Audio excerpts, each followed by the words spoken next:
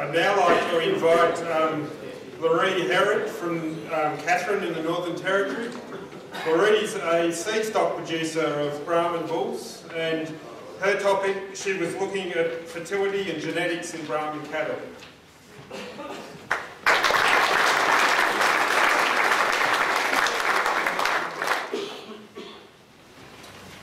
Good morning, ladies and gentlemen. Firstly, I'd like to thank my sponsor, Lorre Agricultural Services, and Nuffield for allowing such a life-growing experience. In my topic, I chose to look at improving fertility and genetics in Bos Indicus cattle under harsh conditions. I'm a bull and beef producer from the Northern Territory. We own two family-run stations which run in conjunction with each other. The first station being Bellagilly, which is 40 kilometres west of Katherine and has an area of 25,000 acres. The second property is Western Creek, which is 230 kilometres southwest of Katherine and has an area of 1,100 square km. Our average annual rainfall is between 35 and 40 inches, which makes the Northern Territory into two particular patterns, wet and dry. We have our own Brahman stud called Ponderosa. We sell around 500 bulls per year throughout the Northern Territory and Western Australia. We have our own importation of bull sale in Katherine, selling around 150 bulls per year, and with the rest being sold throughout our paddock. My main goal in our production is to increase quality, fertility, early maturing, and have a good temperament. These traits are extremely important for the cost efficiency in the Northern Territory and to make our markets. The Northern Territory is very limited in their markets due to the closest abattoir being 2,700 kilometres away. This allows great shrinkage in our end product before slaughter. So this makes us rely a lot on live export. The premium market in live export is between 270 and 350 kilos, with the optimum weight being 450 kilos. This creates a huge problem in us trying to get rid of heavier cattle and old breeders. We have not only proved that we have got getting our fertility right in our herd, but my sister has proven her in her offspring. 2 days after arriving home, our live export market had been suspended. The rippling effect through the community was unbelievable. There was no transport, no hay production, no local markets were buying anything, any supplies, no improvements to stations were happening. My hometown was at a standstill. Many of us rallied and protested against stop animal cruelty, not live export. There are 117 abattoirs in Indonesia, with only a few reckoned for the rest of them. After the 7:30 report, many issues were raised. Were the facts true?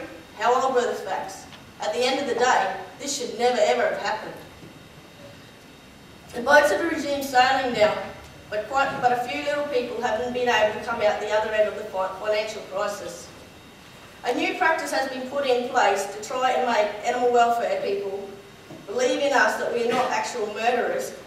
A system called an electronic system that tracks the animal from the birthplace to the final destination.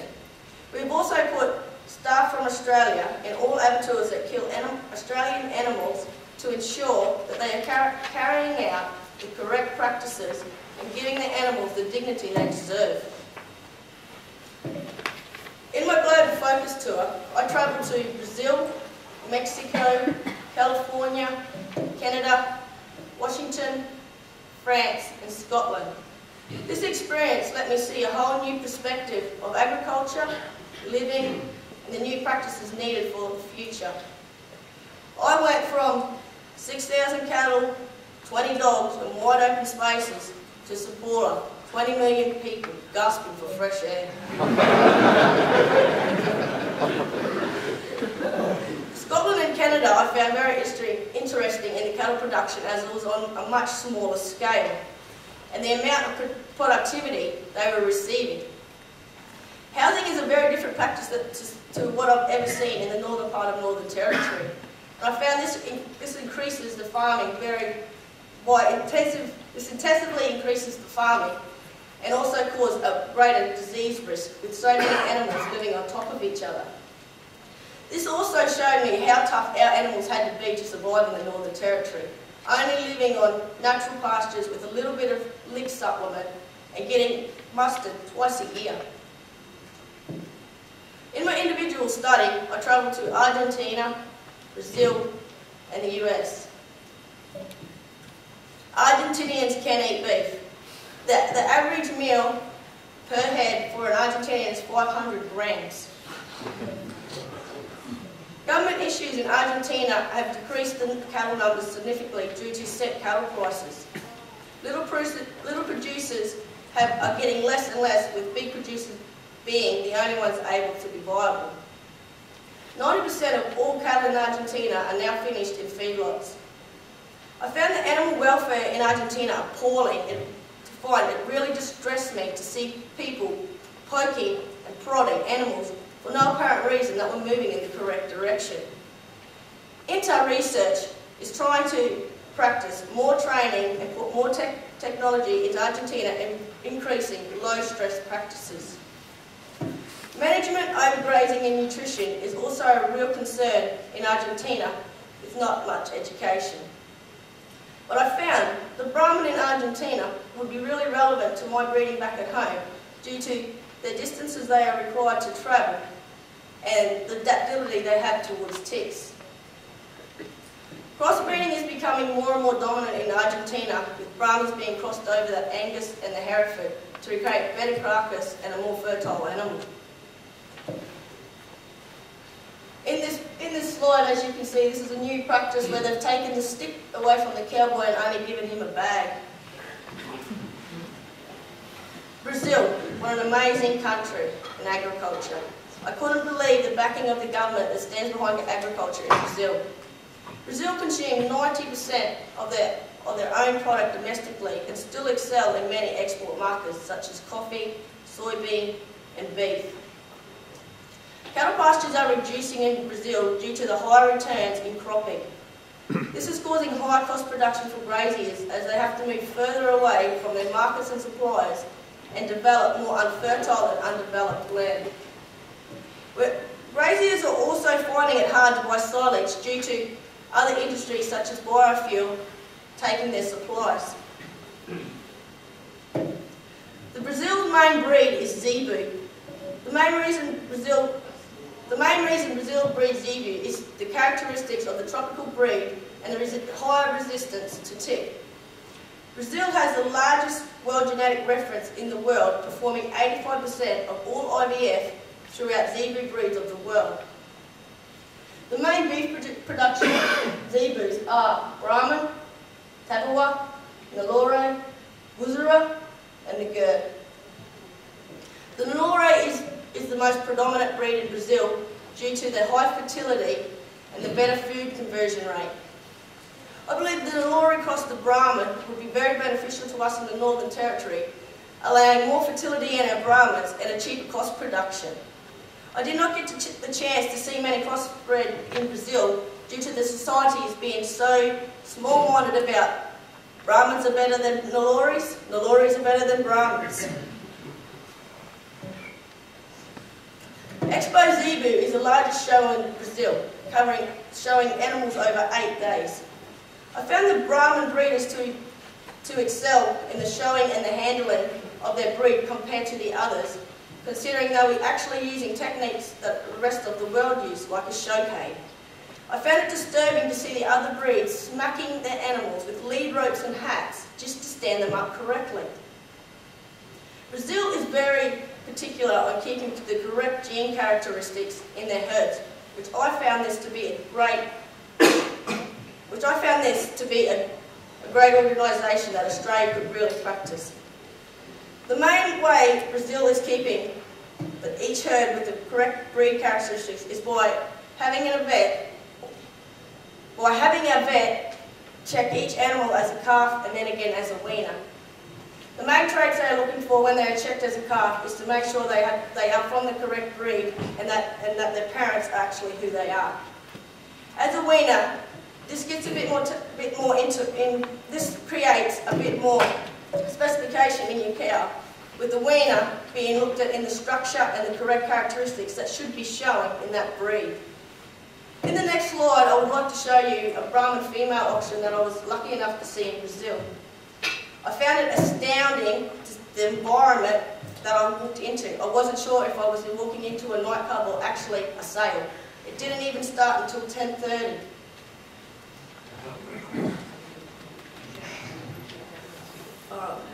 This female, as you can see in the picture, the female sale was all about glamour, not actually about the animal. As you can imagine, the stress they were putting the animal through, with glitter falling from the sky. The walls were absolutely pumping from the music, and the spotter was actually asking you to sit on your chair and dance. There was nothing at all relevant to the animals. Also, I was very surprised in how much this sale averaged. $50,000 with only some buyers buying half of the animal.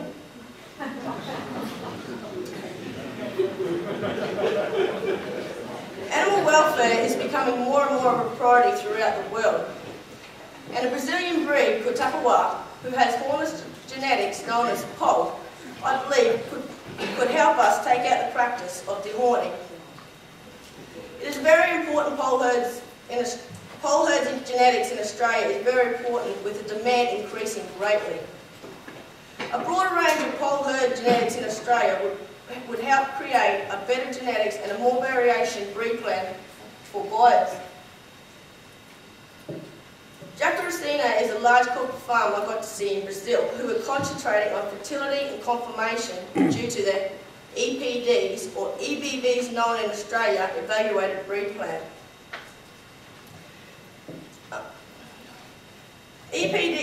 Jacaracina has created their own EPD program called Delta G.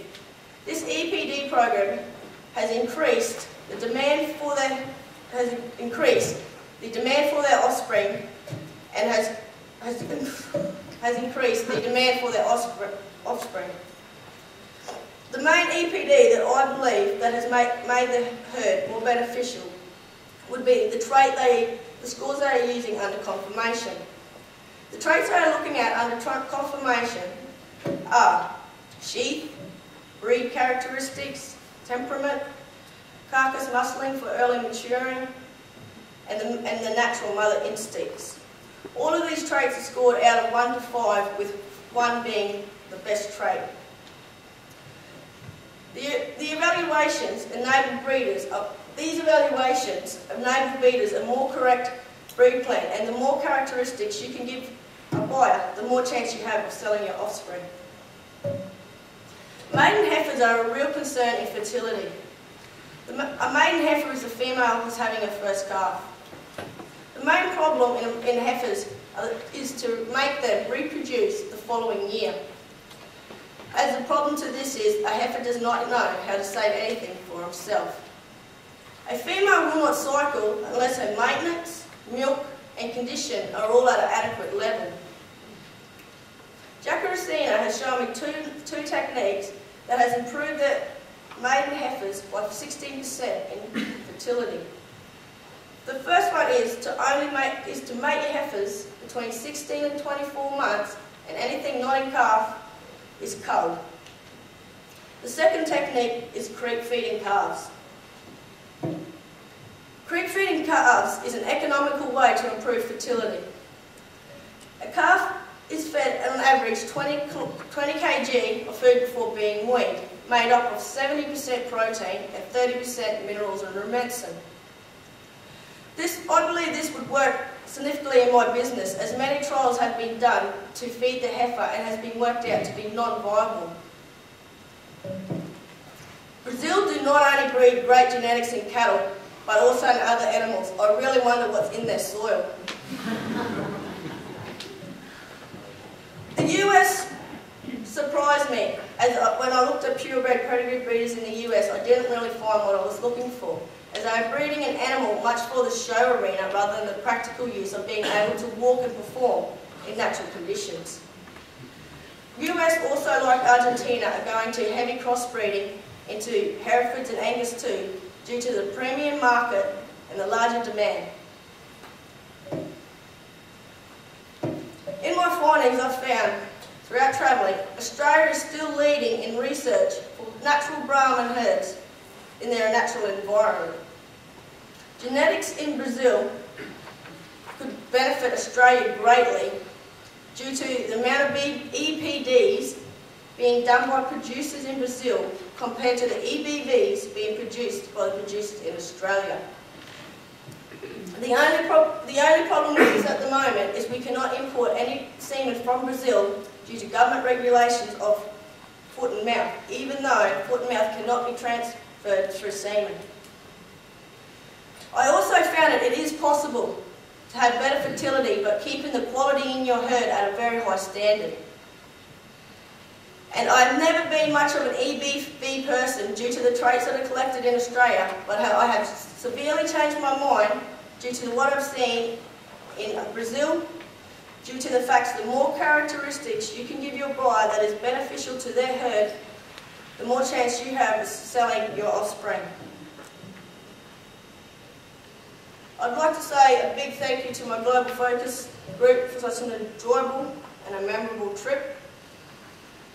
And I'd like to say thank you to Macquarie Agricultural Services for allowing me this opportunity to have a look at different agriculture around the world, and Nuffield Australia for believing in me and giving me the opportunity to grow and develop my business in the future. Last but not least, I'd like to thank my parents for looking after the farm and letting me know that it was actually safe when I left, and my dogs for not picking up too many bad habits of Dad and remembering me when I got home.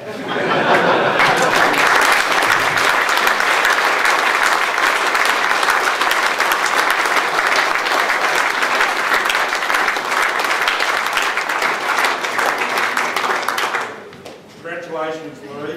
I think you'd agree with me that Lorre's passion for beef really came through with that presentation. And I'd like to ask if there's any questions for her. Lorre, are there any Lorres in Australia?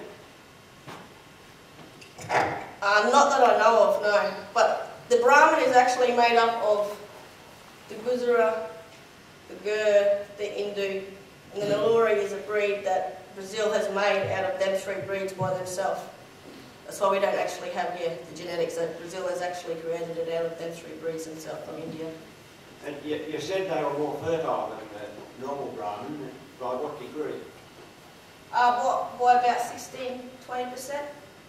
My name's Ray Bella. I was just wondering, when you were over there, when you looked at the size, those size that really stood out to you straight away, were they EBVs up there in the best all the time, or? I found that the EBV is still in the show breeders were the EBVs I was looking for, because they're still only giving you the traits on weight gains, and they did have more fertility than Australia did, but still EBVs to me I look at, but without the confirmation, they don't mean much at all. Yeah.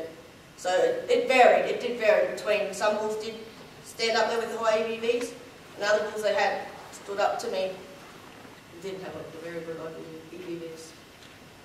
With the EBVs, are commercial breeders using them, or just the studs that you went to, with in particular the temperance? No, both. That's what I found astounding. The commercial breeders too will take a particular importance in their breed and putting EBVs through their herds as well, just to get, because they're so specific on their traits over there, and the more characteristics or the correct characteristics, the bigger market.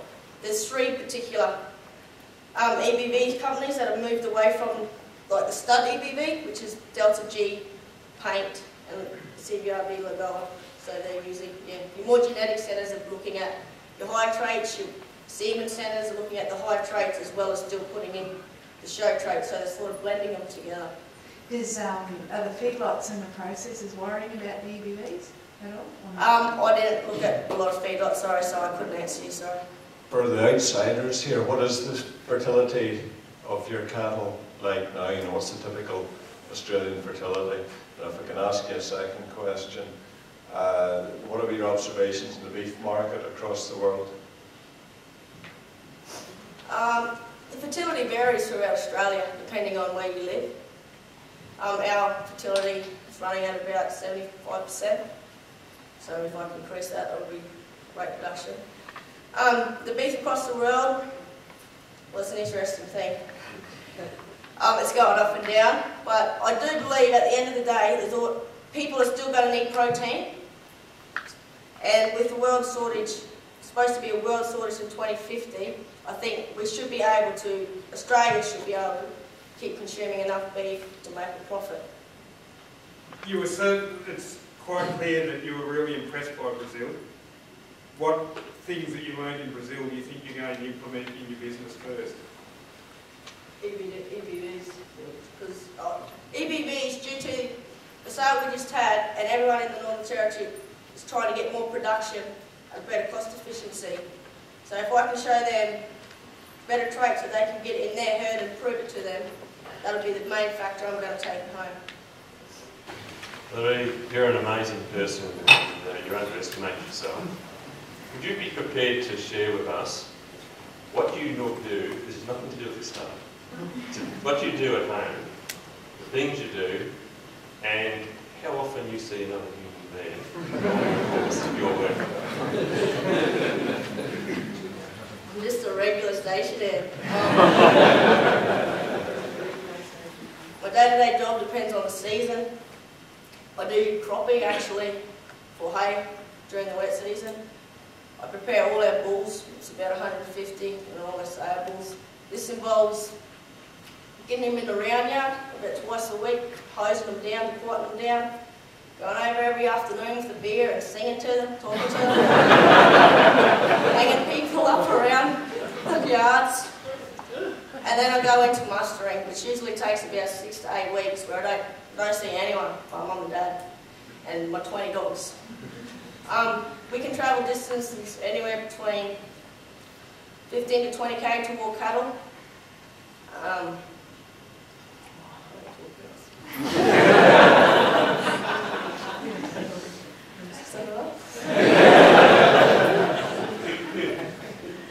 Could you put a dollar per head figure on what good animal welfare or animal husbandry practices are worth to your business over, say, the Argentinians, where they're clearly quite archaic with their handling of their livestock?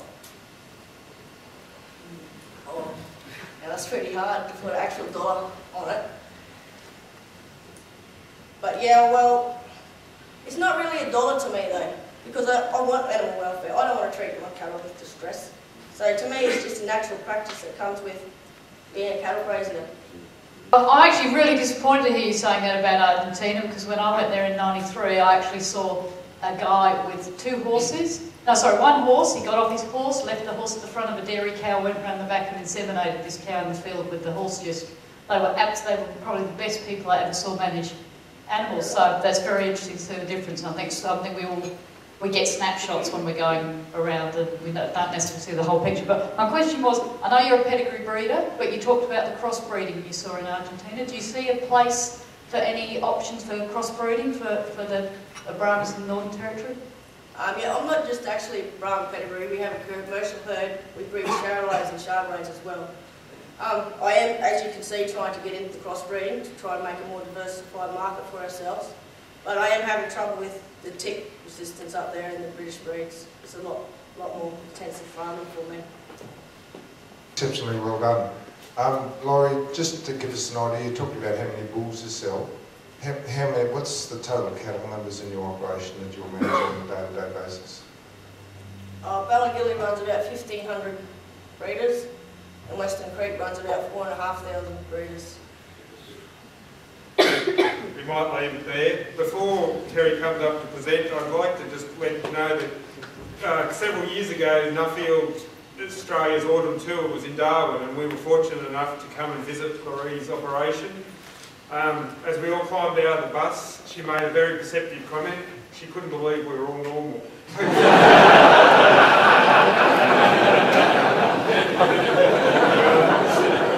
Lorre is now part of that